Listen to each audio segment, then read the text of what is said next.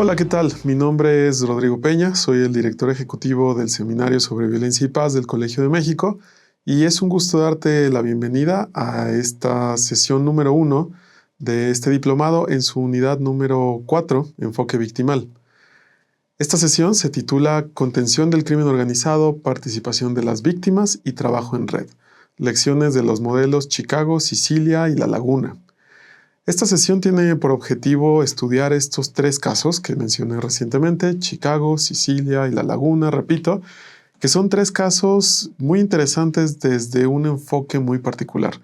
Y me refiero a que son casos en los que experimentaron las sociedades de estas tres ciudades, en tres países distintos, una violencia criminal muy grande, expresada por homicidios, por secuestros, por altos niveles de impunidad, por un grupo criminal y por redes criminales que estaban involucradas en la ejecución de estos homicidios, de estos delitos violentos, y que sin embargo lograron reponerse en términos de construcción de paz, podríamos decir, de tal manera que lograron reducir los índices criminales violentos de una forma drástica. ¿Cómo lo hicieron? Vamos a explorarlo caso por caso. Chicago durante la primera mitad del siglo XX, Sicilia, en Italia, en la segunda mitad del siglo XX y más concretamente las últimas décadas de este siglo y las primeras del siglo XXI, y La Laguna, esta región metropolitana en México, más precisamente en el norte de México, que durante los últimos aproximadamente 12, 15 años pasaron de tener una de las ciudades más violentas del país a ser una de las ciudades más pacíficas. Vamos a encontrar que de manera interesante en los tres casos esta coincidencia se explica a partir de un fenómeno de construcción de sociedad y de cómo esta sociedad se involucró en asuntos que tenían que ver con esta violencia. En estos tres casos hemos titulado este modelo de participación cívica un modelo de paz, modelo Chicago, modelo Sicilia, modelo La Laguna. Y observaremos cómo 6 actores en concreto se involucraron a partir de estos contextos violentos para resolver la violencia. Me refiero a los empresarios, a la prensa, a las víctimas, académicos y universidades, organizaciones no gubernamentales y a organizaciones y comunidades de fe como iglesias o en general religiones y sus participantes. Y después, eventualmente, esta constelación de actores adhiere a funcionarios, sobre todo en seguridad y justicia, y los convence también de participar en un modelo de construcción de paz.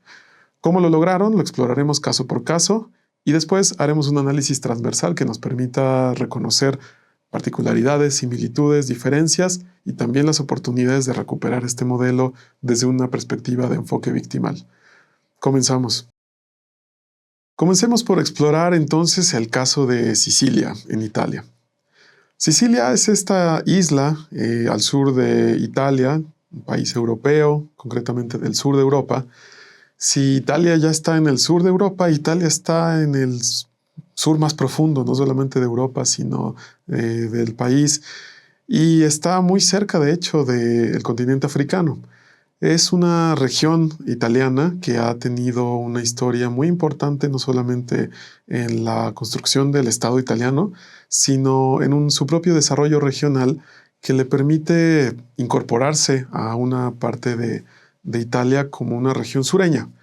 En alguna sesión pasada de este diplomado ya te contaba cómo en Italia existe un concepto que en la esfera pública, particularmente entre los políticos y la sociedad, se refieren a esto como la cuestión meridionale, el asunto del sur. Te decía en ese entonces que el país de Italia tiene una división no solo marcada en términos económicos y de desarrollo, sino también en cómo se perciben los niveles de precisamente desarrollo en estas dos regiones.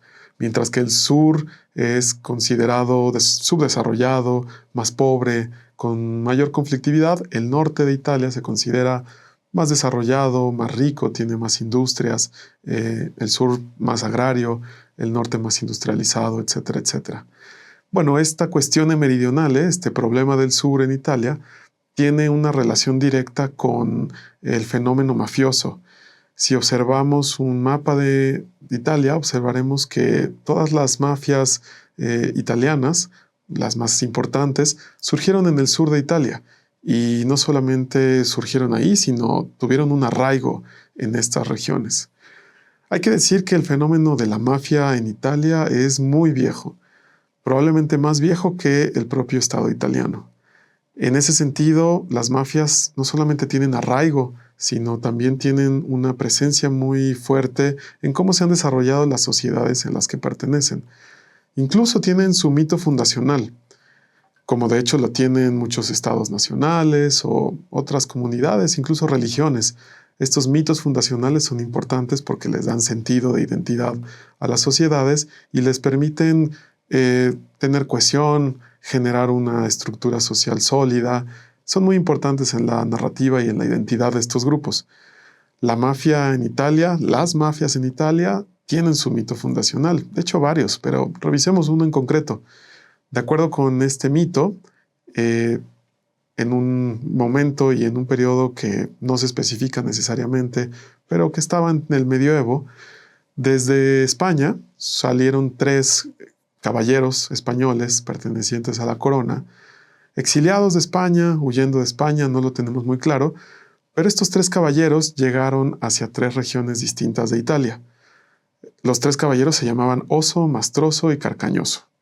Se cuenta, según la leyenda, que cada uno de estos 3 caballeros llegó a 3 regiones distintas. Uno llegó a Sicilia y fundó la Cosa Nostra, otro llegó a a Nápoles y fundó la Camorra, y el último llegó a Calabria y fundó la 'Ndrangheta, la mafia más poderosa en la actualidad en Italia y probablemente en Europa. Oso, el caballero español, según este mito, fue el que llegó a Sicilia y desde ahí fundó la Cosa Nostra, una de las mafias más importantes en la historia, no solamente de esta isla siciliana, sino de toda Italia. Oso, desde este mito, es no solamente el padre de la mafia, sino de alguna forma el origen. El mito puede o no ser cierto, seguramente no lo es, pero no importa si es cierto o no. Lo que sí importa es que tienen un peso en la construcción de la identidad de la mafia misma y de hecho de la sociedad siciliana en su conjunto y del resto de las sociedades italianas que padecen de hecho la presencia de mafias. El mito de Oso, Mastroso y Carcañoso es tan antiguo o más antiguo incluso que la fundación del Estado italiano. Italia, a pesar de tener una historia vasta y antiquísima, incluso remontándose al Imperio Romano, como Estado moderno se funda en 1871. 50 años después que el Estado mexicano. Esto habla de un Estado joven, sobre todo en Europa, donde la mayoría de los estados modernos empezaron a consolidarse alrededor del siglo XV, XVI. Italia, junto con Alemania, fueron los últimos estados en consolidarse como tal. Lo hicieron a partir de un movimiento, el famoso Risorgimento, el Resurgimiento, que encabezara Giuseppe Garibaldi. El mismo que de hecho le da nombre a la Plaza Garibaldi aquí en la Ciudad de México. La Plaza Garibaldi es de hecho un homenaje a Giuseppe Garibaldi, algo así como el independentista y el gran personaje histórico de la consolidación del Estado italiano.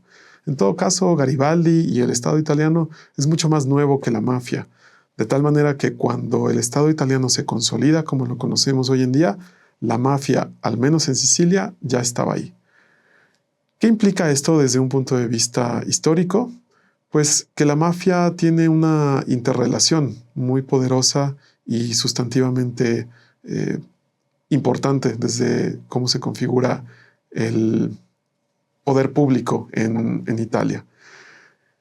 Para los estudiosos de la mafia, en el caso específico de la Cosa Nostra, aunque no exclusivamente, han desarrollado estos académicos el concepto de intreccio. Ellos necesitaban entender cómo es que la mafia desarrolla una forma de sociedad, cómo participan en la sociedad italiana y en general que les permitiera entender hasta qué punto la mafia es Italia, Italia es la mafia, cuál es la relación entre ambas condiciones. Intreccio, literalmente en italiano, significaría tejido. Por ejemplo, pensemos en una silla de mimbre o en general un tejido que se intercala en sus hilajes. Esto es el intreccio, y es una figura, de hecho una metáfora, que se utiliza conceptualmente para definir la superposición de autoridades en casos como el siciliano, en donde ya no sabemos necesariamente cuándo es solo la mafia actuando con poder o las autoridades legales y oficiales del Estado italiano, o cuándo son ambas. Por supuesto, esto se articula a partir de esquemas de corrupción, de subyugación, de intimidación, de impunidad, fenómenos que conocemos de hecho en países como México y muchos otros. Esto es global.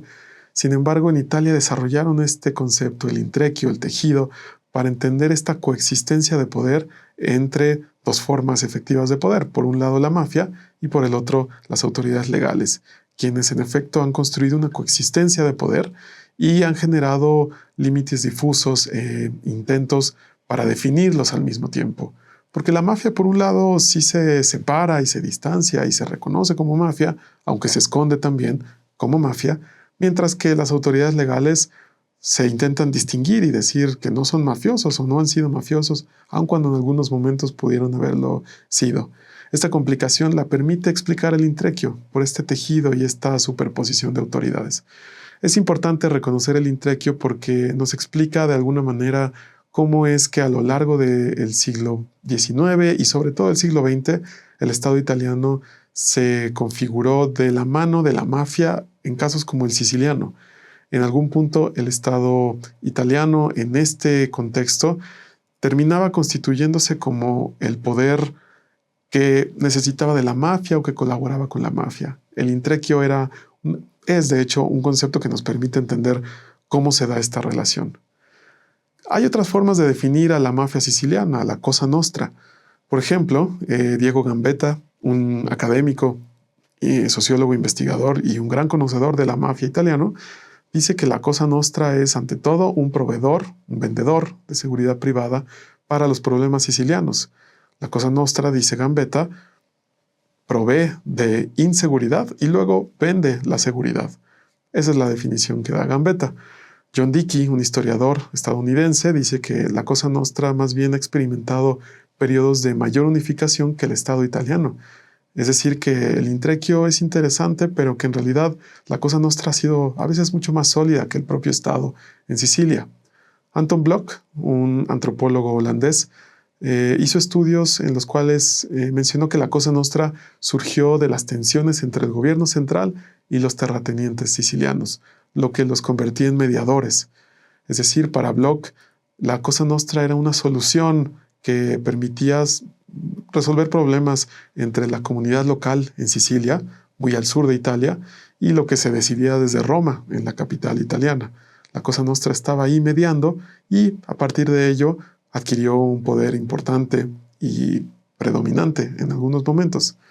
Fernando de la Chiesa, un investigador italiano, hijo de una de las víctimas más emblemáticas de la Cosa Nostra, menciona que la Cosa Nostra es un agente antiestatal por excelencia en Sicilia, es un enfoque distinto, es decir, que la Cosa Nostra está abierta y directa y explícitamente en contra del Estado italiano. Es otra forma de entenderlo. Salvo Vitanza, periodista siciliano y también un conocedor del fenómeno, un gran intelectual, dice que la Cosa Nostra es un agente social y también un sistema social, que son simultáneos pero separados. Es decir, es un grupo social que tiene una gran participación en la vida pública de Sicilia, a partir de violencia, de formas de poder, de inseguridad, etc. Pero también es un sistema social, es la forma en la que la sociedad se articula, crea códigos, crea reglas, crea normas, crea un sentido ético, moralidad, formas de comportamiento. La mafia entonces, dice Salvo Vitanza, es mucho más que eso. Permite construir sociedad, además de que forma parte de la sociedad. Finalmente, Santino, un académico también italiano, él habla más bien de la producción mafiosa de la política y de cómo la Cosa Nostra es capaz de hacer esta producción mafiosa de la política. Menciona que la política se puede producir normalmente o se puede producir de forma mafiosa, es decir, a partir de la participación de la mafia en los asuntos públicos de la ciudad y sobre todo de cómo se ha estructurado el problema mafioso en el contexto siciliano en lo concreto. Esto es una idea de la mafia Y en las siguientes cápsulas observaremos ya hacia la década de los 80 cómo es que la mafia pasó de ser el poder absoluto en Sicilia a desmontarse ese poder a partir de hecho de la participación de víctimas, como lo veremos a continuación. Ya hablamos de qué es la mafia, ya hablamos de la complicación incluso para definir la mafia en Italia, un país que lleva lidiando con este problema pues literalmente siglos y que no solamente ha tenido que lidiar con ello, sino ha tenido también que explicarlo, entenderlo y luego proponer soluciones. Ahora bien, pasemos al terreno de las soluciones, porque eso nos va a permitir consolidar en este primer momento de la sesión lo que ocurrió con el caso del modelo Sicilia, como podríamos llamarle. En la década de los 80s, y después de un periodo muy intenso de violencia mafiosa y también de impunidad, en el que la mafia logró tomar control de los asuntos públicos, a partir de violencia, por supuesto, de amenazas, etc., la mafia pasó de ser el que dominaba el terreno de la esfera pública italiana para convertirse en un agente subyugado a punta de varios factores. A principios de los 80s, finales de la década de los 70s, para ser más precisos, comienza el periodo de las guerras mafiosas, que las guerras mafiosas en realidad eran un periodo de altísima impunidad en donde la Cosa Nostra era rey y determinaba lo que hacía como quería con un grado de impunidad muy alto. Hemos visto de hecho periodos como estos en nuestro país en momentos y años recientes. Así era en aquel momento Sicilia, aunque con no tanta violencia, pero sí con grados de violencia muy importantes, particularmente para una región relativamente pequeña del sur de Europa. Después de las guerras mafiosas surgen cambios importantes y aquí es fundamental señalar que en este momento había quien era capaz en la sociedad siciliana de decir que la mafia era un mito y que los problemas de violencia, de impunidad y tantos otros eran simple y sencillamente producto de otros problemas, de la corrupción, de los políticos que no hacen su trabajo, pero no solo había quien decía que la mafia era un mito, había quien además no se atrevía a mencionar la palabra mafia, ya no digamos en público, tampoco en privado. La mafia tomó ese control de la esfera pública y sin embargo vinieron los primeros cambios. Primero un artículo del Código Penal fue modificado, lo que permitió castigar ya no al mafioso, sino a la asociación mafiosa. Te conté algo sobre esto en una sesión anterior de este diplomado. Pero también vinieron otras formas de inteligencia, de procuración de justicia, etcétera, etcétera. Todo floreció en el famoso Maxi Proceso. El Maxi Proceso o Maxi Proceso fue el gran juicio y el más grande juicio realizado contra la mafia en la historia, de hecho, de la lucha contra la mafia y contra el crimen organizado. Comenzó al principios de los 80s y duró muchos años, hacia finales de los 80s, y fue exitoso porque permitió pasar de un contexto en el que no se hablaba de la mafia a poner tras las rejas a muchos mafiosos y luego a acompañarlo de un proceso de participación social que consolidó al Maxi Proceso y a sus objetivos. Para armar el Maxi Proceso se necesitó de información y para ello fue fundamental la participación de un mafioso, Tommaso Buscetta. Tommaso Buscetta fue un mafioso recientemente fallecido quien se peleó con la mafia, entró en un conflicto y después de este conflicto viajó a Brasil prácticamente exiliado.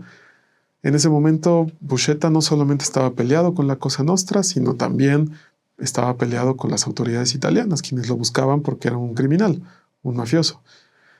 En ese contexto, Tommaso Buscetta se escondió tanto como pudo y en algún momento fue atrapado por las autoridades. De esta manera, Tommaso Buscetta se convirtió en el primer pentito, o arrepentido, que es la traducción literal en italiano.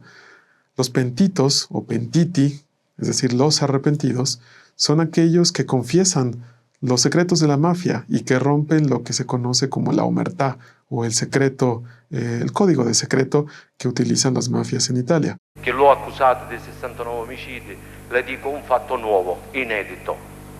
È disposto ad ascoltarmi, signor Presidente? Io? Sì. No, l'ultimo arrivo. Cosa? L'ultimo arrivo. Sì, l'ultimo arrivo. Ah. L'ultimo arrivo. Io nel 1979 o 80 o 78 sono in carcere, apro il giornale e leggo: scomparso una persona. Questa persona che io leggo nel giornale è un membro della sua famiglia, perché io non faccio più parte adesso. Buscetta confesó muchísimo y muchísimas cosas.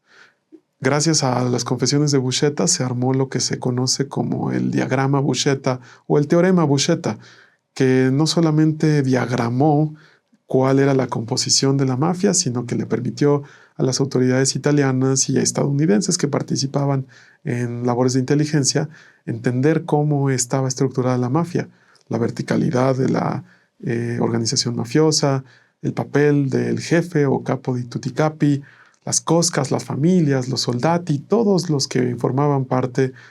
También dijo dónde estaban, cuál era la importancia de la relación familiar. Buscetta confesó muchísimas cosas y gracias a eso el maxi proceso también fue muy exitoso. Permitió poner tras las rejas a una cantidad de mafiosos que antes era impensable que eso ocurriera, y todo este esfuerzo fue concentrado y de hecho llevado a cabo por dos magistrados italianos que de alguna manera tomaron como pauta el trabajo que ya habían hecho otras personas en Italia. Me refiero a Giovanni Falcone y Paolo Borsellino, pero sobre ellos hablaremos más adelante. Por ahora es importante observar, y les pido que vean esta gráfica, cómo es que los homicidios absolutos relacionados o asociados a la mafia en Italia pasaron de crecer muchísimo entre los primeros años de la década de los 80s hasta finales de los 90s, y después cómo la reducción de homicidios ha sido no solo brutal, sino de hecho sostenida. O insisto, homicidios asociados a la mafia. Es decir, la mafia se ha hecho muchísimo menos violenta y también muchísimo más orientada hacia las sombras. Hoy en día no podemos decir que la Cosa Nostra desapareció, y de hecho tiene participación en algunas otras actividades, pero sí podemos decir que en Sicilia en particular la reducción de violencia criminal y violencia mafiosa ha sido absoluta, y está relacionado por un lado con los éxitos del maxi proceso y por el otro con la forma en la que se han vinculado actores sociales. Si observan, en el pico de violencia mafiosa se encuentra de hecho el tránsito del maxi proceso, que fue un periodo violento de reacción de la mafia, pero en la medida en la que concluye este proceso judicial y que avanzan los años, esta violencia criminal se redujo. Hablaremos más al respecto en los siguientes bloques para documentar cómo es que se fue involucrando más gente de la sociedad civil y cómo el maxi proceso fue una parte de muchas otras que nos dieron apertura. Pero continuaremos más en un momento. La violencia en Sicilia ha sido vinculada y necesita ser explicada a partir de la participación de la mafia. Como ya decíamos, en el periodo entre 1980 y la actualidad, esta violencia se ha reducido. Si observamos este mapa, veremos que aún se sigue concentrando la mayor parte de la violencia en Italia en el sur, es decir, en las mismas regiones donde se encuentran las diferentes mafias, incluida la Cosa Nostra. Sin embargo, si observamos la siguiente gráfica, también podremos ver que esta reducción criminal ha sido sostenida en el caso, por ejemplo, de la Cosa Nostra. Ahora observemos con detalle 1992 y hasta 2010 y veremos que aquellos homicidios atribuidos y de hecho pues inculpados a la Cosa Nostra se han reducido también considerablemente. Pasamos de 152, un momento en el que ya venía de hecho ciertamente la reducción de violencia de la que hablábamos, y hasta 2010, donde solamente hubo 10 asesinatos atribuidos a la Cosa Nostra. Es una reducción, ya decíamos, no solo muy grande, sino también consistente y sostenida, que se mantiene hasta la fecha. Nuevamente, la pregunta es cómo lo han hecho, y una parte de la respuesta está en el maxi proceso, pero la otra está en la sociedad civil. ¿Qué participación tuvo la sociedad civil? La verdad es que primero como víctimas. En Sicilia existen los llamados cadáveres excelentes o víctimas emblemáticas. Estas víctimas han participado y de hecho participaron a lo largo del siglo XX, durante la segunda mitad del siglo XX en la lucha contra la mafia. Y cada una de estas víctimas pertenecen a los distintos grupos sociales que ya mencionábamos en el modelo Laguna o en el modelo Sicilia, modelo Chicago también. Por ejemplo, de parte de los periodistas, podemos enlistar a Peppino Impastato. Peppino Impastato fue un periodista comunista, hijo de mafioso, de hecho, quien fue capaz de denunciar, de hecho, los actos de la mafia, lo cual de alguna manera era denunciar también los actos de su familia y de su padre en concreto. El destino de Peppino Impastato era convertirse en mafioso y sin embargo él decidió ser un disidente y un denunciante de la mafia. Peppino Impastato tenía una radio independiente, Radio Out, que le permitió construir este modelo de denuncia. Peppino fue asesinado en 1978. La mafia lo puso en las vías del tren y esperó a que el tren pasara por encima de él. Su caso, sin embargo, no fue resuelto inmediatamente porque era la época del silencio. Sí, fue de hecho bastantes años después cuando por fin se hizo justicia y se hizo memoria del caso de Peppino. Pero hay más víctimas emblemáticas. Revisemos, por ejemplo, el caso del general Alberto Dalla Chiesa. Dalla Chiesa era un general de los Carabinieri, el ejército italiano, que fue comisionado hacia finales de los 70s, 80s, principios de hecho de la década de los 80s, para ir en contra de la mafia. Dalla Chiesa, Carlo Alberto, fue asesinado en 1982 junto con su esposa.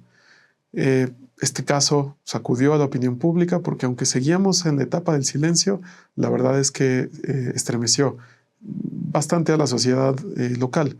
Su hijo, de hecho, Fernando Dalla Chiesa, es uno de estos personajes emblemáticos intelectuales que actualmente hacen de las mejores investigaciones sobre mafia desde el Observatorio de la Criminalidad Organizada en la Universidad de Milán. Otras dos víctimas muy emblemáticas y dos símbolos en Sicilia son los jueces que llevaron a cabo el maxiproceso, Giovanni Falcone y Paolo Borsellino. Después de que el maxiproceso terminara, de que fuese un éxito rotundo para principios de los 90s, el silencio empezaba a disminuir y había una claridad, gracias al maxiproceso, de que la mafia era el problema, aunque había todavía disidentes. En mayo de 1992, Giovanni Falcone, el principal magistrado del maxiproceso, regresaba a Palermo desde Roma y cuando iba en el auto con su esposa y algunos escoltas, murieron por una bomba que la mafia colocó en un puente en su camino.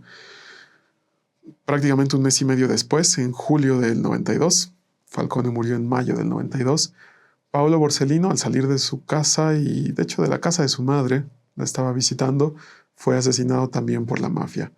Estos dos asesinatos fueron muy poderosos y muy potentes porque estremecieron también de manera significativa a la sociedad siciliana, pues ya era la época posterior al maxiproceso, ya había un convencimiento de que el problema de la mafia existía y de que la mafia de hecho existía, y el asesinato de Falcone y Borsellino se los dejó mucho más claro, la mafia era el problema. Hay otros casos emblemáticos, por ejemplo, el del sacerdote Pino Puglisi. Pino Puglisi era un sacerdote que hacía trabajo pastoral en el Brancaccio, un barrio muy peligroso del centro de Palermo, donde la mafia acostumbra y acostumbraba históricamente a reclutar jóvenes. Estos jóvenes, generalmente marginados, eventualmente se convertían en sicarios o en los famosos soldati, los soldados que pertenecían al trabajo sucio de la mafia. Pino Puglisi, después de este trabajo pastoral para convencer a que estos jóvenes no se vincularan a la mafia, fue asesinado por la mafia.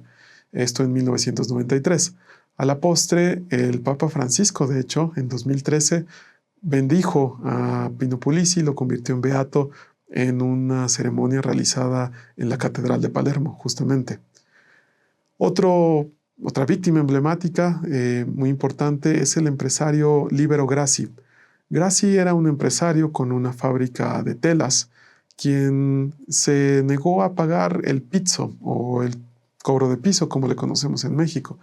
El pizzo es la extorsión que lleva a cabo la mafia y la hace regularmente a la fecha.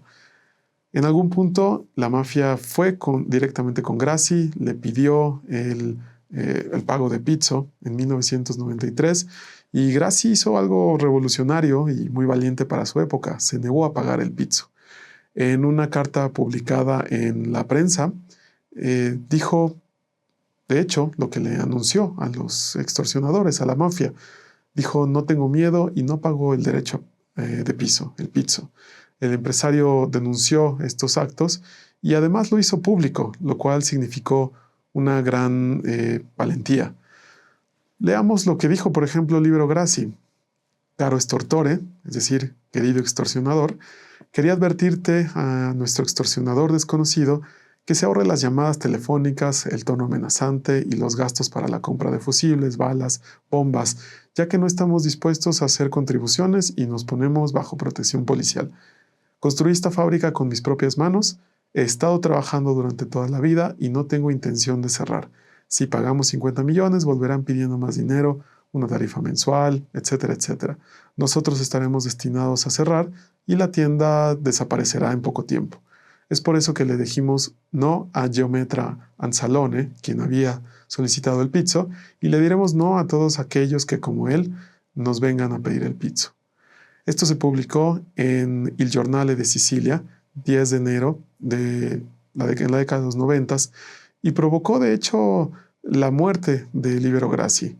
Al poco tiempo, Libero Grassi fue asesinado y se convirtió en otra de estas víctimas emblemáticas. Estas víctimas emblemáticas han servido como cohesionadores de un movimiento que en Sicilia es vigente y que le permite, de hecho, a los sicilianos articular una idea de que la mafia era el problema y de que necesitan hacer sustentable el éxito de reducir la violencia criminal y de marginar a la mafia de la vida pública local. Un ejemplo de estos esfuerzos es el documental Io Ricordo, un documental que se usa para las escuelas primarias en Sicilia, sobre todo, y el documental cuenta la historia de un hombre adulto que acompaña a un pequeño niño, ambos sicilianos, por rincones de Palermo y de hecho de Sicilia en su conjunto. Y en este documental el adulto le narra al pequeño niño los eventos de violencia que ha sufrido la ciudad en las últimas décadas. El objetivo es que los niños no solo tengan conciencia del pasado histórico reciente, sino que no vuelvan a caer en el paradigma de que el silencio es algo de lo que la mafia se beneficia. Es una forma también de consolidar estos esfuerzos. Y hablando de consolidación, Sicilia experimenta actualmente un movimiento antimafia muy sólido, muy consolidado, probablemente el más consolidado a nivel del mundo. Por ejemplo, están las organizaciones como Adio Pizzo, que se encarga de procurar que no se pague este pizzo. Para ello, tienen en sus oficinas el lema de que un pueblo que no paga el derecho de piso es un pueblo libre, así como una iniciativa muy consolidada para generar formas alternativas de pacificación en las cuales marginen la mafia y su participación en la sociedad pidiendo el pizzo, ¿no? La extorsión. Adio Pizzo y el movimiento antimafia en general apelan a la fuerza de su red.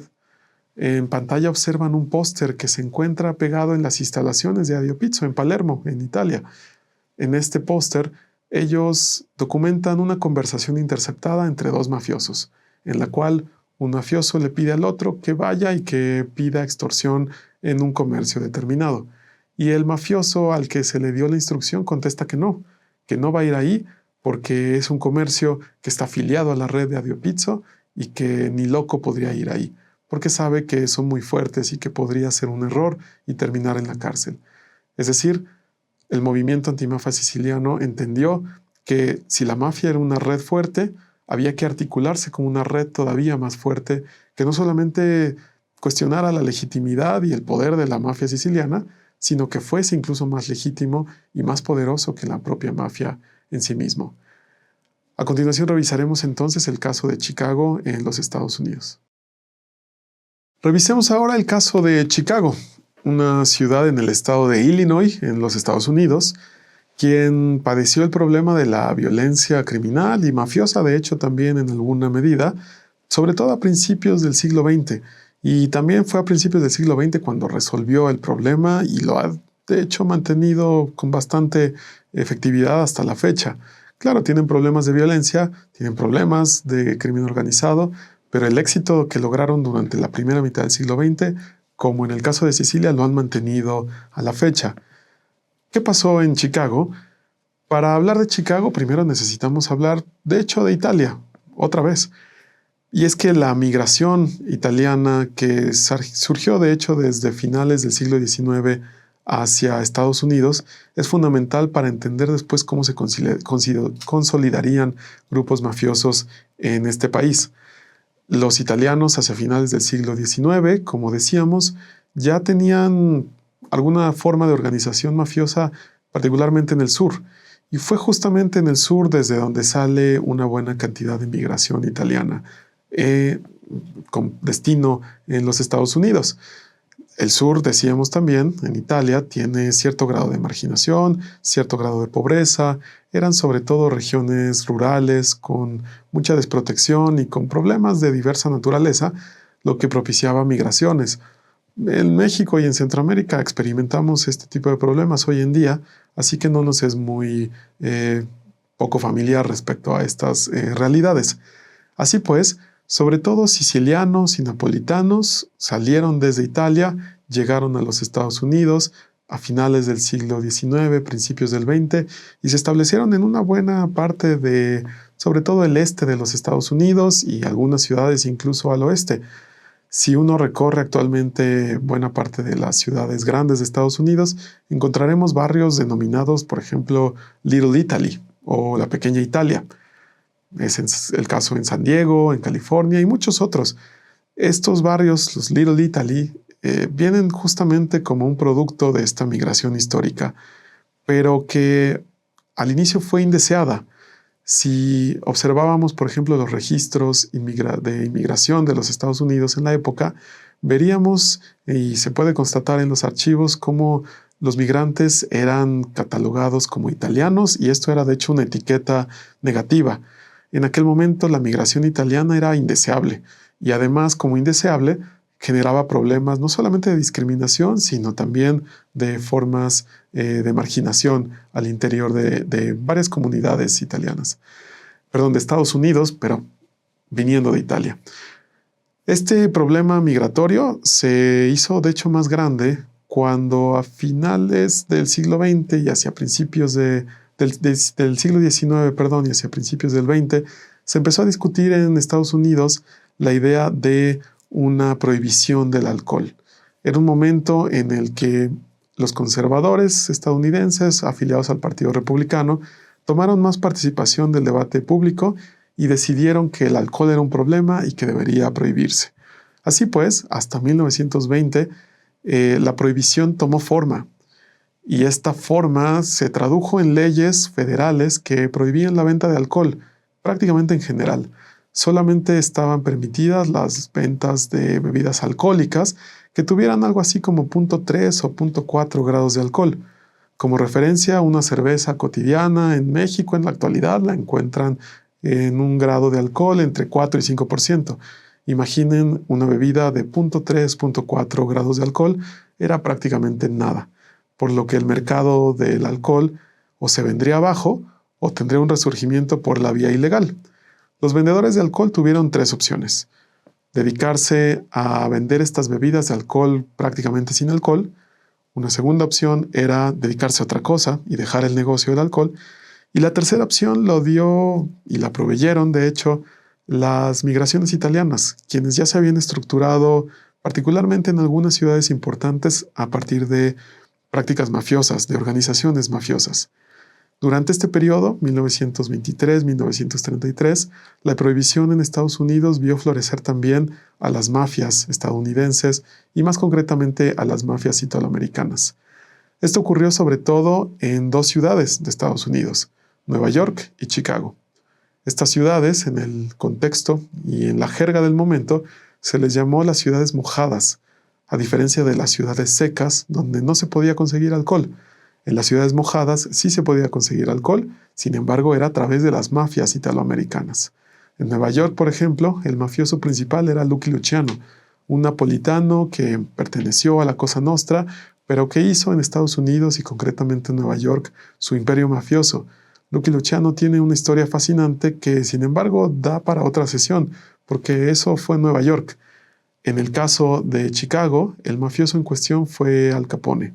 Al Capone, un mafioso también italoamericano, construyó un imperio en Chicago en torno a la venta de alcohol y a partir de esta práctica no solamente obtuvo mucho dinero, sino también generó unos niveles de violencia que no se habían visto en la historia reciente de los Estados Unidos, sobre todo en la época en la que estamos hablando, donde por un lado Estados Unidos buscaba consolidarse como una potencia regional y mundial, tenía las bases para hacerlo, sin embargo tenía que resolver problemas internos muy graves como la violencia que estaba ocurriendo y generando la mafia en Chicago.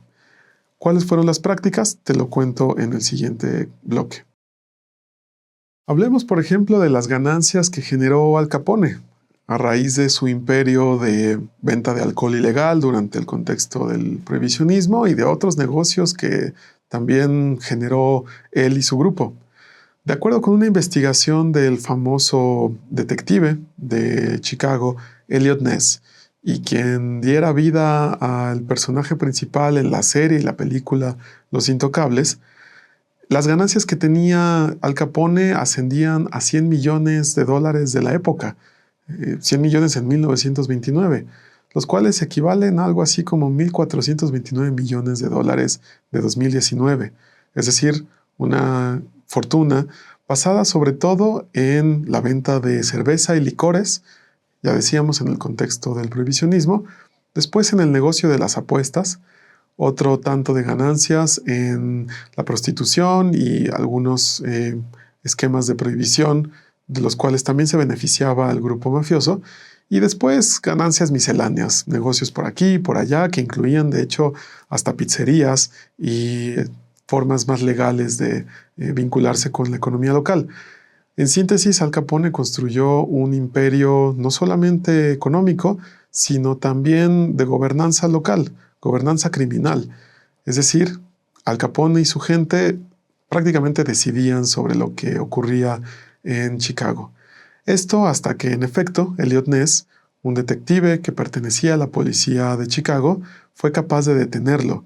Sin embargo, lo que pocas veces se cuenta es lo que ocurre detrás de Eliot Ness, o lo que permitió que el éxito de detective que tuvo Eliot Ness, el éxito policíaco de Eliot Ness, se tradujera en un éxito sustentable que cosechara la sociedad civil, y es mantener un esquema pacífico de convivencia en donde la mafia no genera toda esta violencia.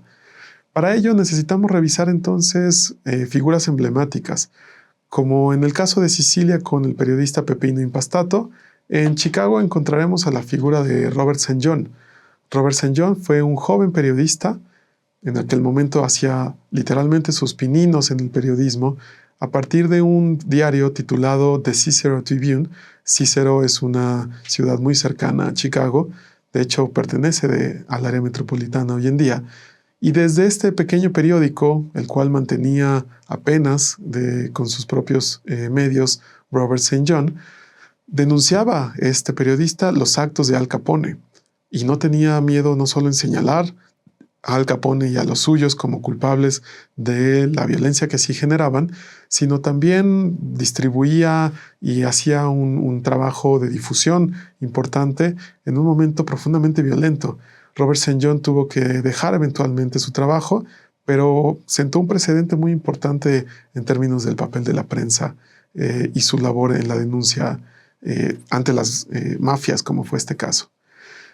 Cuando la violencia aumentó, Robert St. John documentó, por ejemplo, el evento de las famosas guerras de la cerveza o las Beer Wars, que en 1924 generaron el momento de mayor tensión y de mayor violencia, de hecho, en Chicago, producto de este contexto. En aquel momento, y como parte de la masacre generada en las guerras de la cerveza, se generó también la masacre del Día de San Valentín, un 14 de febrero, ciertamente. Esta masacre del día de San Valentín fue tan brutal que no pasó desapercibida ni en el contexto local ni en el contexto nacional de los Estados Unidos, al punto de que, por ejemplo, Lucky Luciano, el mafioso y capo de Tuticapi en Nueva York, dijera sobre Chicago: aquel lugar es una locura, nadie está seguro ahí. La violencia alcanzó un nivel superlativo que ya anticipaba Eliot Ness, que Robert St. John desde la prensa había notificado y que experimentaba, de hecho, la sociedad de Chicago en su conjunto. Fue ahí donde también empiezan a surgir el trabajo de académicos. En Chicago, por ejemplo, el académico John Landesco publicó un libro titulado Organized Crime in Chicago, Crimen Organizado en Chicago. Consideremos que este es un libro de 1929, publicado precisamente por la Universidad de Chicago, y en ese sentido es revolucionario porque estaba John Landesco haciendo conocimiento sobre algo que nadie conocía en ese momento. La palabra crimen organizado, de hecho, ni siquiera estaba consolidada, mucho menos el tema de qué es la mafia. Comparemos, por ejemplo, que en Sicilia fue hasta la década de los 80 cuando todavía había gente donde en el lugar de la cuna de la mafia había gente que decía que la mafia no existía. Bueno, pues 1929 ya John Landesco no solamente lo reconocía como problema, sino también lo estudiaba. Y en este libro, John Landesco genera ideas sobre qué es esto, cómo funciona, por qué es un problema y cómo puede ser solucionado. Por supuesto, a la distancia es complicado tomar el trabajo de John Landesco como vanguardista desde el punto de vista de la actualidad que tenga, pero hay que reconocerle que tuvo la anticipación de revisar este problema con mucha anticipación, lo que le permitió, de hecho, aventajar a él en lo particular, a la Academia Estadounidense y a las agencias de investigación estadounidense sobre el fenómeno del crimen organizado en su conjunto. Después de varios años, la sociedad en Chicago logró consensuar, gracias a la participación de estos actores sociales, reforzando el trabajo de Eliot Ness y después convenciendo a autoridades locales, que en ese momento para Chicago el problema era Al Capone, su grupo y la violencia que estaban generando. El prohibicionismo sí era un problema, pero podríamos argumentar desde un punto de vista histórico que en algún momento ya no importaba si eran comercios o negocios legales o ilegales. El poder que había alcanzado Al Capone y su grupo le hubieran permitido tomar control de muchas otras esferas, independientemente si era bajo un esquema ilegal o legal o ambos. Así que en realidad el problema sí estaba ya vinculado con la violencia que generaba Eliot Ness. Al Capone. Eliot Ness se da cuenta de esto, hace la detención y después se soporta por un esquema de modelo Chicago, podríamos llamarlo, bajo esta lógica. Ya decíamos, a estos modelos de participación social después se vinculan autoridades, sobre todo en materia de justicia, de seguridad. Y una prueba de esto es la famosa comisión Kefauver. Steve Kefauver fue un congresista estadounidense y el primero en proponer una comisión que investigara el tema del crimen organizado, ya no solo en Chicago, sino en todo Estados Unidos. El archivo de la comisión Kefauver en los archivos nacionales de Washington D.C.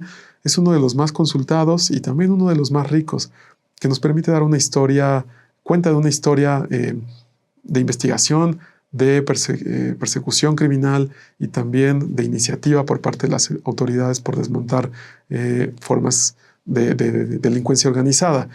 A la fecha, esta comisión es vista como un referente y en buena medida tenemos que reconocer el éxito del modelo Chicago en el establecimiento de la comisión Kefauver y también de la ley de organizaciones corruptas e influenciadas por extorsión, las famosas leyes RICO, las RICO Laws.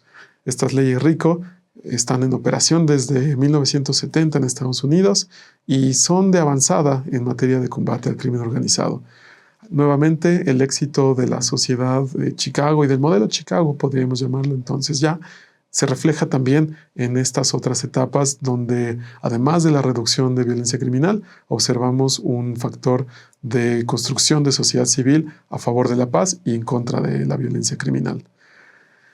En el siguiente bloque, entonces, pasaremos al caso de La Laguna en México, lo cual nos permitirá revisar este tercer escenario y después hacer una comparación entre casos.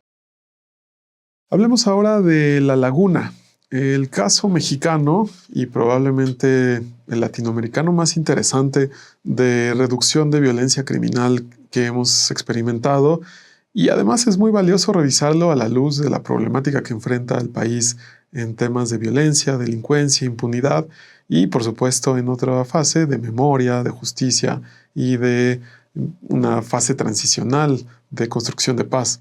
Pero quedémonos en los primeros pasos y hablemos un poco de La Laguna. La comarca lagunera era un importante territorio para los cárteles de narcotráfico prácticamente desde la década de los 70s, pero siempre habían operado a cierta distancia.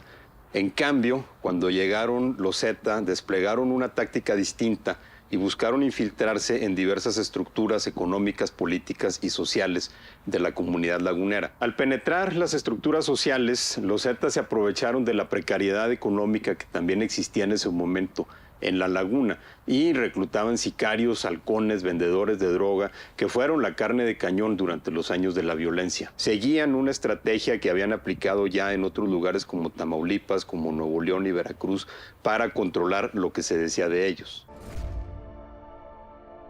La Laguna es una zona metropolitana única en el país. 4 municipios que se extienden por 2 estados. Después de la Ciudad de México, es la zona metropolitana más grande del país que abarca más de un estado. Torreón y Matamoros del lado de Coahuila y Gómez Palacio y Lerdo del lado de Durango.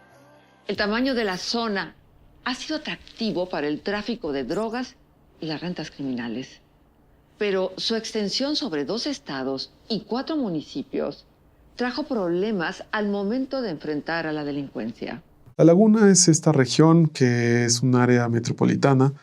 Después de la Ciudad de México, una de las más grandes áreas metropolitanas del país y que se compone de una región que comprende una parte del estado de Coahuila y otra parte del estado de Durango, una zona metropolitana norteña de México, que además tiene una historia muy interesante, no solamente en términos de desarrollo industrial, sino también de construcción de sociedad civil y sobre todo a la luz y como consecuencia de la violencia que padeció esta región, particularmente después de la declaración de guerra contra el crimen organizado y guerra contra las drogas en 2006.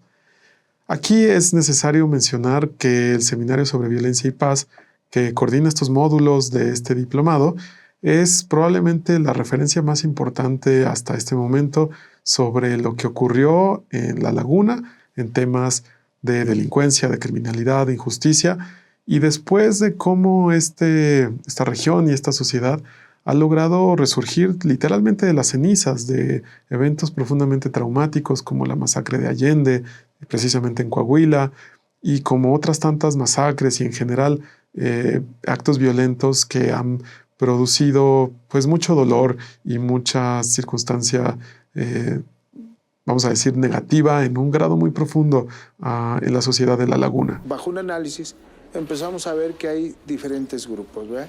Que por un lado tenemos un grupo de los Zetas, ya bien, insisto, a lo mejor al mando un líder, abiertamente armas y diciéndose que pertenecían o tenían una plaza. Y por otro lado un cartel que se llamó del Poniente, que también atrincherados en el poniente de Torreón, con un líder diciendo que tenían un control de un área de la ciudad. Eso era en ese entonces los dos más fuertes que se decía.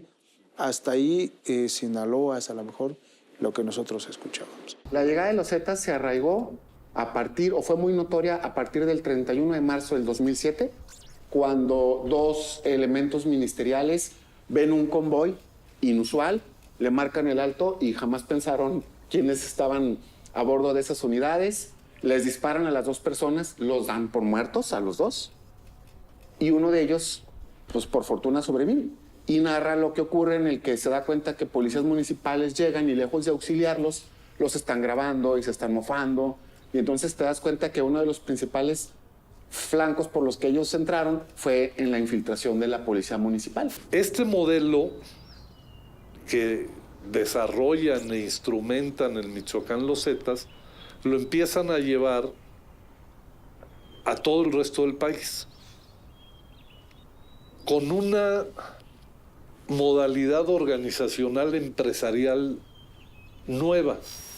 Llegaban, por decir algo, a Jalapa, a Orizaba, todas las ciudades de la ruta que ellos controlaban del trasiego de drogas desde Chiapas hasta Tamaulipas o desde Michoacán hasta Tamaulipas. La modalidad era la siguiente: llegaban, detectaban a los grupos delictivos de la localidad, pues a los chavos que robaban coches, a las bandas de asaltacasas, en fin, a todas estas banditas del crimen común de cualquier ciudad, los reunían y les decían: ¿saben qué, maestros? Ahora ustedes son Zetas. Vamos a empezar por todos los giros negros, que es lo típico, ¿no? El empezar a extorsionar bares, cantinas, prostíbulos, etc. Luego se iban sobre gasolineras, sobre farmacias, Y entonces, lo que hecho estaban haciendo era, digamos, una federación de crímenes locales en una estructura nacional. Entonces llegaron a conformar una macrofederación de crímenes locales controlada por una gran estructura paramilitar que eran los Zetas.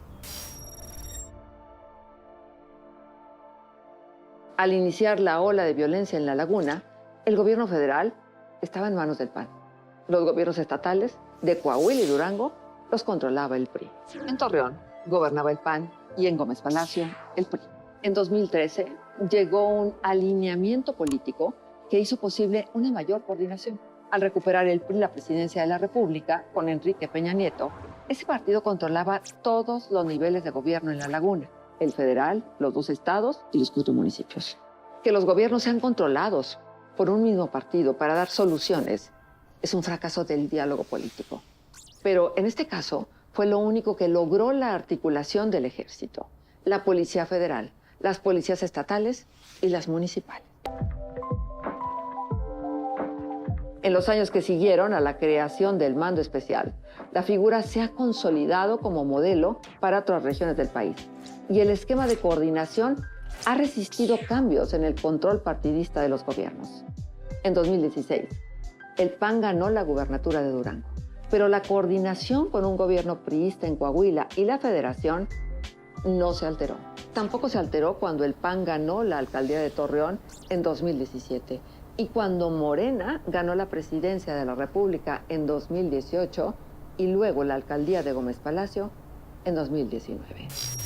El Seminario sobre Violencia y Paz entonces ha publicado desde hace varios años varios documentos de trabajo, incluso documentales, que dan cuenta de esta historia y que nos permiten ir viendo paso a paso.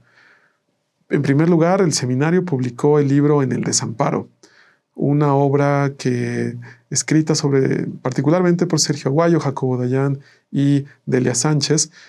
Nos da una pista sobre cómo es que esta región pasó a estar literalmente en el desamparo.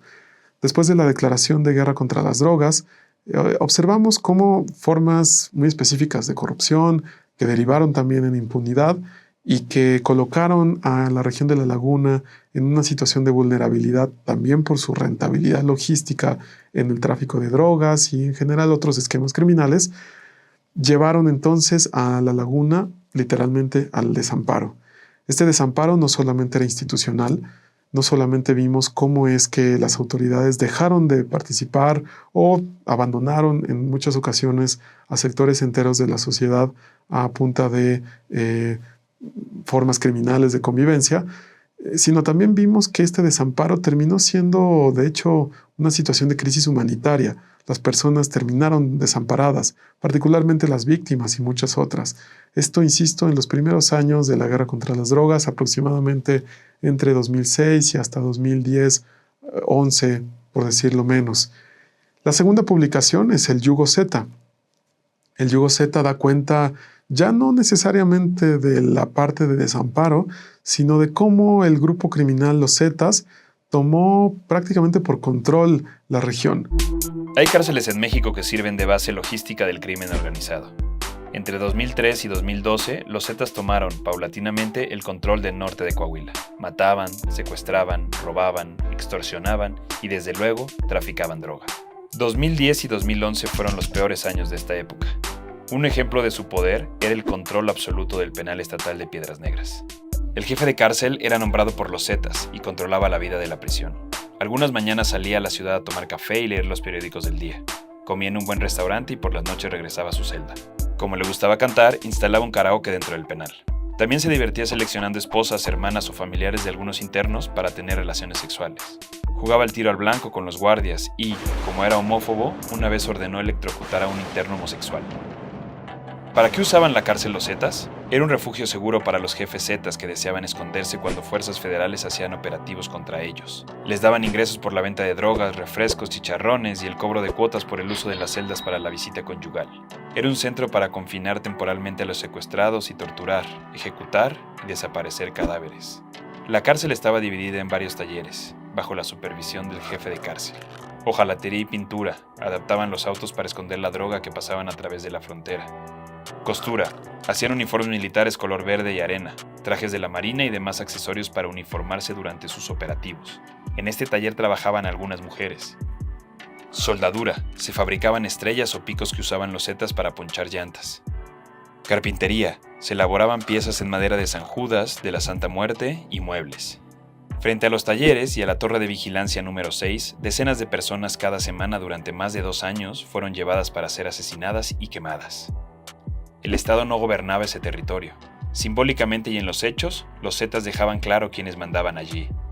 Era tan grande su fuerza que en 2011 impidieron el ingreso de la Comisión Nacional de los Derechos Humanos. En ese mismo año, el presupuesto del gobierno estatal dedicado a las cárceles de Coahuila fue de 135 millones de pesos. En septiembre de 2012 se fugaron del penal 129 presos, la mayoría Zetas. Una versión afirma que la fuga se realizó por un túnel, pero varios testimonios afirman algo muy distinto. Por ejemplo, un interno declaró que nos salimos por la puerta principal del Cerezo y nos subieron en camiones. En diciembre de 2012, Rubén Moreira, gobernador de Coahuila, atacó el control Zeta sobre la cárcel. El jefe de cárcel del penal de Piedras Negras fue transferido a otra cárcel. El yugo Zeta es un análisis interesante sobre la cantidad de atrocidades que ocurrieron en esta región, pero no solamente atrocidades en abstracto, sino atrocidades atribuibles y en nombre de un grupo criminal. Como en el caso de Sicilia y Chicago, aquí en La Laguna también observamos el patrón de un grupo criminal que toma un control total y absoluto de la región y que este control ciertamente es en perjuicio de cualquier gobernabilidad democrática o de construcción de paz.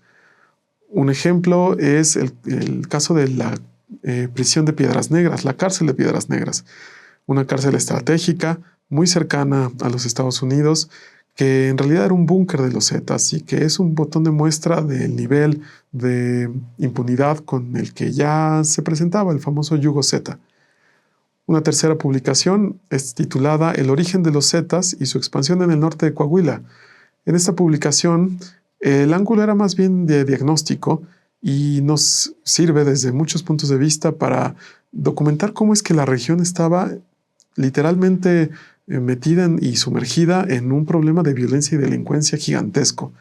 Los índices delictivos, la intensidad con la que crecieron y la participación tanto de los Zetas como de otros grupos criminales, Sinaloa y, por supuesto, redes criminales que involucraban, de hecho, autoridades oficiales, propiciaron que la expansión de la violencia generara y se acompañara de la expansión propiamente de los Zetas en esta región.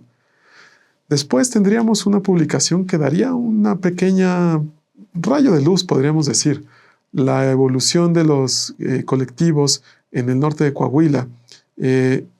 También nos permitiría documentar desde un ángulo más de participación de sociedad civil cómo fueron emergiendo estos nuevos grupos sociales que reaccionaban desde el dolor de sus víctimas y de la cotidianidad que vivían en la construcción de organismos de la sociedad civil y de colectivos de víctimas muy interesantes, no solamente por su formación, sino por su participación y su influencia. Y finalmente vendría el libro Reconquistando la Laguna. En este libro, Jacobo Dayan y Sergio Aguayo, quienes participaron a lo largo de toda la construcción de la investigación, documentan la salida de la laguna de la crisis de violencia. Demuestran no solamente, como lo veremos en un momento, cómo es que esta violencia en efecto se redujo, sino también la forma en la que diferentes actores sociales participaron en esta reducción de la violencia. De aquí viene entonces la idea del modelo Coahuila. El modelo Coahuila, modelo La Laguna, de hecho, para ser más precisos, sigue los mismos pasos que lo observado en Sicilia y en Chicago. Ya lo hablaremos más al respecto en un momento. Pero se evidencia la participación, por ejemplo, de empresarios y de comunidades religiosas y de la universidad local, la Autónoma de Coahuila, junto con los colectivos de víctimas y las ONGs que surgieron en este momento.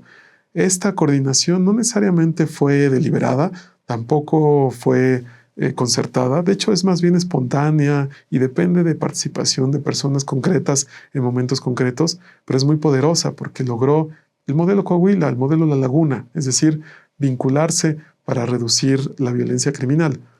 Estas publicaciones no solamente forman parte de las lecturas de este diplomado, sino también se encuentran disponibles junto con el documental que mencionaba en la página del Colegio de México y del Seminario sobre Violencia y Paz. Y constituyen una forma interesante de dar una perspectiva respecto a esta evolución. Pero vamos paso a paso. Primero comencemos por explorar cuál es el origen de los Zetas en el caso de La Laguna y observar cómo es que los Zetas llegaron a tener el denominado yugo Zeta. Para esto debemos de apelar a la historia y recordar a los famosos GAFES.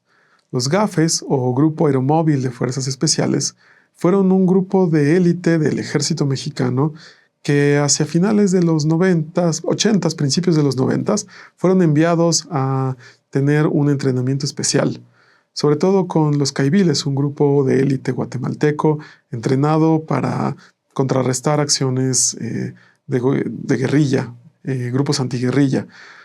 Los Caiviles y después los Zetas tuvieron entrenamiento en técnicas de tortura, por ejemplo, y otras tantas. Cuando regresan los GAFES a México, fueron enviados a diferentes zonas y eventualmente en actos de corrupción y malos manejos institucionales, los GAFES eventualmente pasaron a trabajar para grupos criminales que se convirtieron en los denominados brazos armados, elementos que sirvieron para los fines, pues prácticamente de violencia de un grupo criminal.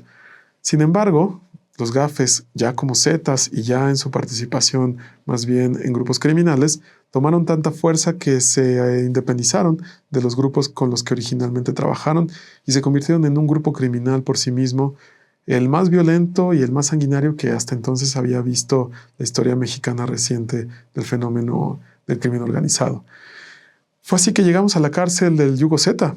Cuando los Zetas tenían tanta capacidad, tanto control, fue que tomaron esta cárcel, la prisión de Piedras Negras, y como ya decía, debido a su ubicación estratégica, cerca de la frontera de los Estados Unidos, a escasos 7 kilómetros, pero también como una muestra de la subyugación a la que lograron tener este grupo criminal a ciertas autoridades, sobre todo locales, la cárcel de Piedras Negras se convirtió en el búnker. Los Zetas entraban y salían de esta cárcel, utilizaban la prisión como bodega, también como forma de refugio. En fin, la cárcel del Yugo Zeta es una expresión de que, como fue con Al Capone y como fue con la Cosa Nostra, los Zetas en La Laguna lograron un control absoluto de un esquema de gobernanza criminal que a su vez propició una alza en la delincuencia, en la violencia y particularmente en el incremento de víctimas, que es un ángulo muy importante. Sin embargo, si observan las siguientes gráficas, tal y como lo vimos en Sicilia y de hecho tal como ocurrió también en Chicago, el incremento de homicidios asociados a estas dinámicas llegó a un punto en La Laguna muy alto y después se vino hacia abajo y se ha mantenido consistentemente bajo. Este es el éxito que ha logrado el modelo Coahuila. El modelo Coahuila, fundamentalmente vinculado, por supuesto, a la región de La Laguna, supone la participación, ya decíamos, de empresarios, de organizaciones religiosas, de universidades y académicos, de prensa, medios de comunicación comprometidos, también de ONGs y de los colectivos de víctimas, y lograron esta constelación social tan fuerte que eventualmente sumó autoridades. Particularmente el gobernador en algún momento se vinculó, La policía fue una institución que demostró interés y voluntad para participar de la construcción de paz, y esta construcción de paz se ha mantenido sostenible hasta la fecha, de tal manera que observamos una forma también de construcción de paz en la cual la sostenibilidad ha sido una de las grandes virtudes. Dicho de otra manera, este caso, La Laguna, nos permite apreciar de manera muy interesante que en México también podemos aspirar a estos modelos de construcción de paz y que de hecho podemos hacerlo en el contexto inmediato. Recordemos, esta historia de La Laguna ocurrió prácticamente en los últimos 15, 16, 17 años y de hecho es una historia en curso, como también lo es en Sicilia y en alguna medida en Chicago. Los éxitos no están garantizados, pero esto y otras ideas las compartiremos en el siguiente bloque cuando hagamos un análisis transversal entre los tres casos, Sicilia, Chicago y La Laguna. El modelo La Laguna, el modelo Chicago, el modelo Sicilia, tienen cosas en común, tienen diferencias. Empecemos por las cosas en común, porque de tal manera podemos hacer un enfoque de construcción victimal.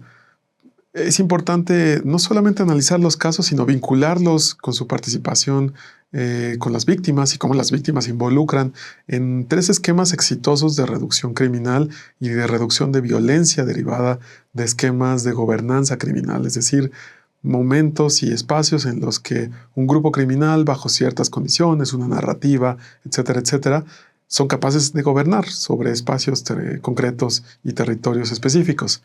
Así pues, ¿qué tienen en común?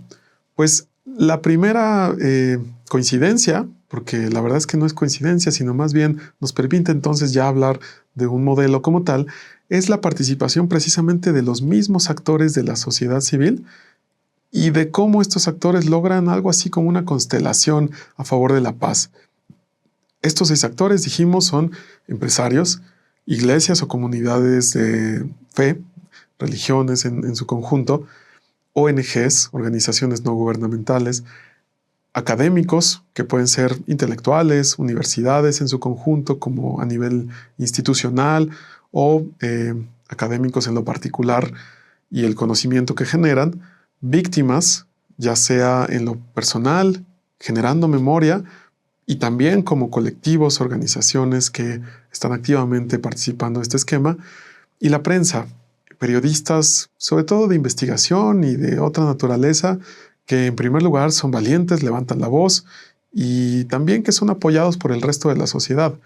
Pueden ser periodistas en lo particular o medios de comunicación en lo general. Estos 6 actores se presentan sistemáticamente en los 3 casos. Ahora bien, no significa que estén todos los periodistas, que estén todos los empresarios, todas las comunidades de fe. Significa que son los que están comprometidos, pero que se encuentran todos en el mismo momento, ante la misma circunstancia y a veces de hecho siendo víctimas, pero también a veces promoviendo de forma muy, muy valiente la construcción de paz y el diagnóstico de un problema asociado a esta violencia criminal. Es interesante porque en los 3 casos esta constelación de actores también es capaz después de atraer y de sumar a funcionarios públicos, particularmente en materia de seguridad y de justicia. Magistrados, por ejemplo, jueces, policías. En el caso de Sicilia, el primer alcalde abiertamente antimafia, Leoluca Orlando, ganó la elección hasta 1999. Antes era imposible e impensable que una persona que aspirara a un cargo público en Sicilia se demostrara abiertamente antimafia, era afirmar su sentencia de muerte. Sin embargo, Leoluca Orlando pudo hacerlo porque es un candidato abiertamente antimafia, sí que lo es, pero también porque le precedía un contexto de antimafia en su conjunto y de memoria colectiva vinculada a lo observado y que reforzaba esta candidatura de esta manera.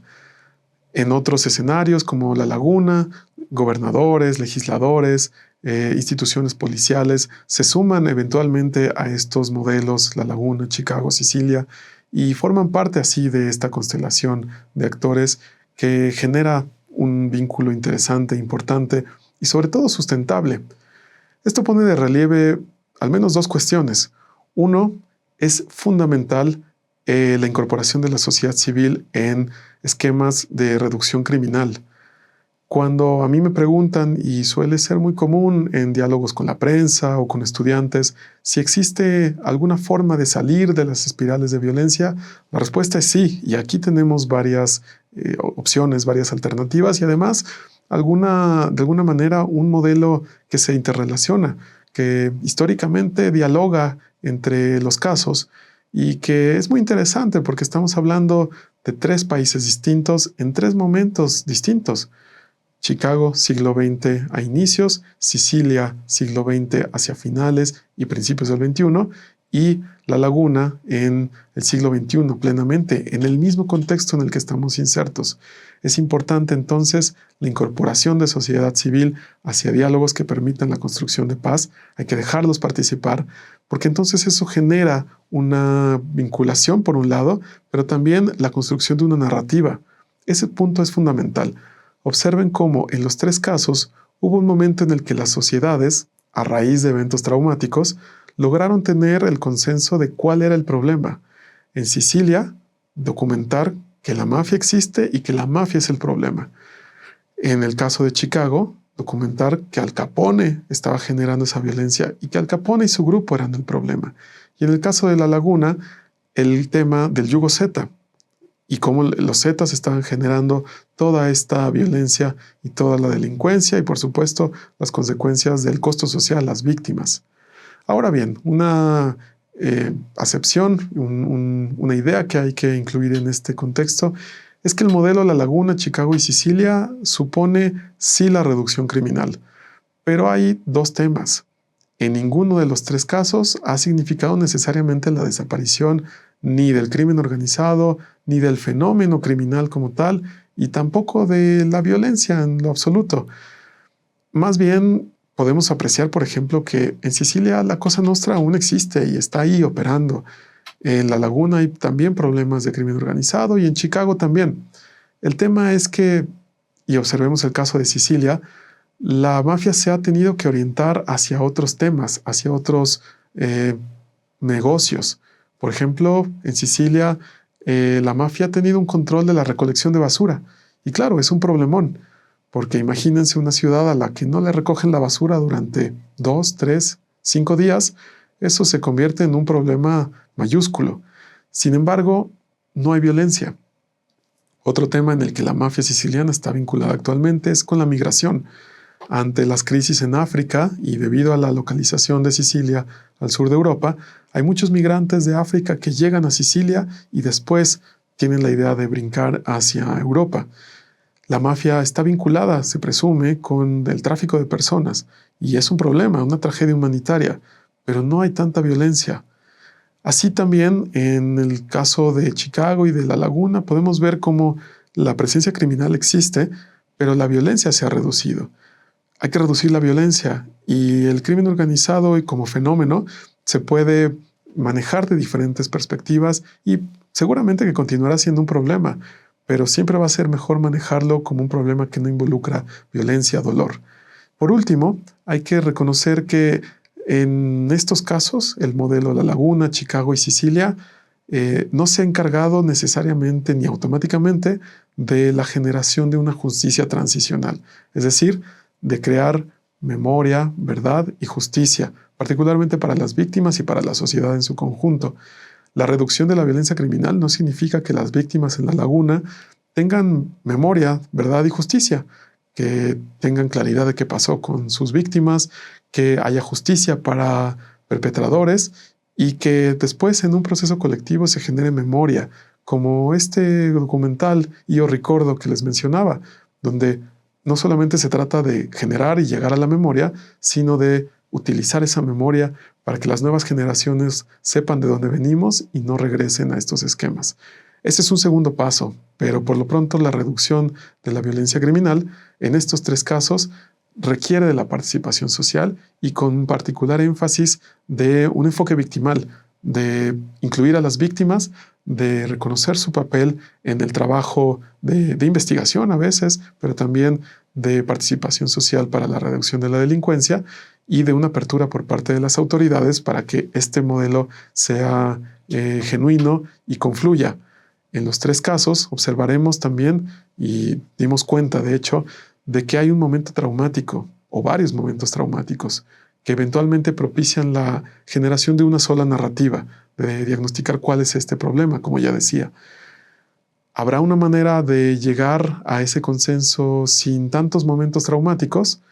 En la medida en la que tengamos disposición a colaborar y a generar estos esquemas de participación social, la idea es evitar los momentos traumáticos para generar un nuevo modelo, quizás un modelo Ciudad de México, o por qué no otros tantos. Durante esta sesión revisamos estos 3 esquemas de construcción de paz. Probablemente haya más, probablemente necesitemos profundizar sobre estos, depende de las circunstancias, pero por lo pronto esta primera sesión de este diplomado, de esta unidad, nos permite incorporar entonces ya una visión histórica, panorámica del enfoque victimal, de lo que representa incorporar a las víctimas dentro de un análisis situacional, de un análisis criminal también, que permita no solo darle salida a sus necesidades, sino hacerlas partícipes de un esquema de construcción de paz, de cómo las víctimas sí tienen necesidades, pero también tienen una participación interesante que en la medida en la que se les atienda con sus necesidades más inmediatas asociadas al dolor, a la necesidad de respuestas, también tienen la oportunidad de participar en esquemas de construcción de paz duraderos, sustentables, que además permita que no existan necesariamente más víctimas después de ellas y ellos. En las siguientes sesiones, entonces, tendrás la oportunidad de ir recorriendo cómo el enfoque victimal tiene diferentes ángulos, diferentes perspectivas, además de una agenda urgente para incorporarlo al caso mexicano. Te agradezco mucho y muchas gracias.